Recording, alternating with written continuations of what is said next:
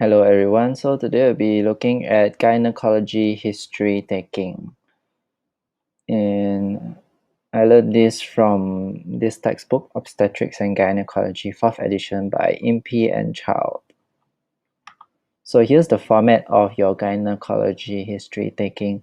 Of course, this is not the complete one. You have, other than this, need to ask about past medical history. You need to ask about social history, family history, ideas, concerns, expectation, etc. But those are sort of the same as similar to other histories. So these are the ones that are different.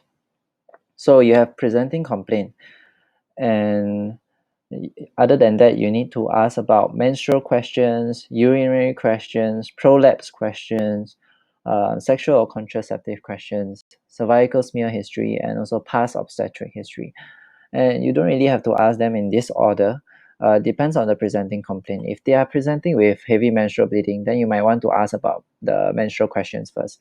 If they are presenting with dysuria, urinary frequency, then you might want to ask about urinary questions first, then move on to the rest. So depending on presenting complaint.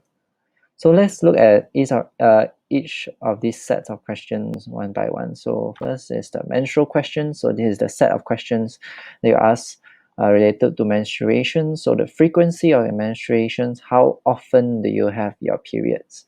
So to be exact, is between the first day of this one period and the next period, the first day of the next period. So that's the frequency. Duration is how many days do you bleed during your periods. It should be less than 8 days.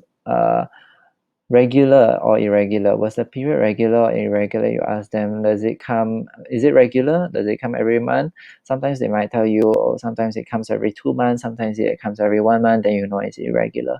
But what's the threshold? The threshold is more than 7 days difference between in the frequency of your periods.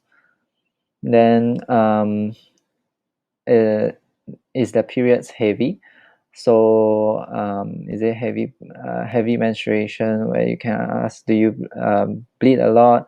And you can try and quantify this by asking the number of pads they use in a day, and also how full these pads are when they change them. And also you can ask about the presence of clots, because in heavy menstrual bleeding there's likely to be clots in the menses. So other than that, you can ask about these things. So IMB, PCB, LMP, PMB. So what are each of these? IMB stands for intermenstrual bleeding. So do you bleed in between periods? That's intermenstrual. PCB stands for postcoital bleeding. So do you bleed after having sex? LMP stands for last menstrual period. So when was your last period? And PMB, this applies for women after menopause. So post-menopausal bleeding. So you have bleeding after your menopause. Is defined as having bleeding more than 1 year after your menopause. So this is a menstrual set of questions. Next, we'll look at the urinary set of questions. So here's you can see a bit of FUN, right? DHL, however you want to remember it. So S stands for frequency.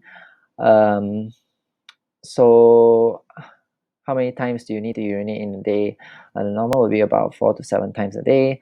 Urgency, do you feel a very strong urge to urinate every time? Nocturia, do you wake up at night to go and urinate? 3 or more times would be significant. Dysuria, do you feel pain during urination? Usually sign of urinary tract infection. Haematuria, do you have blood in your urine? And lastly, do you leak urine? And what situations do you leak urine? Is it during sleep, or when you're coughing, or you're lifting, you're straining, or is it because you feel that it's a very strong urge and then you cannot hold it in anymore? Right. Next, we move on to prolapse question. There's only one question. So you ask if you feel any dragging sensation down there. Yeah. And then we move on to sexual or contraceptive questions. So you ask them, are they sexually active? If they are, is it painful when they're having sex? If yes, then is it painful on penetration or when deep inside?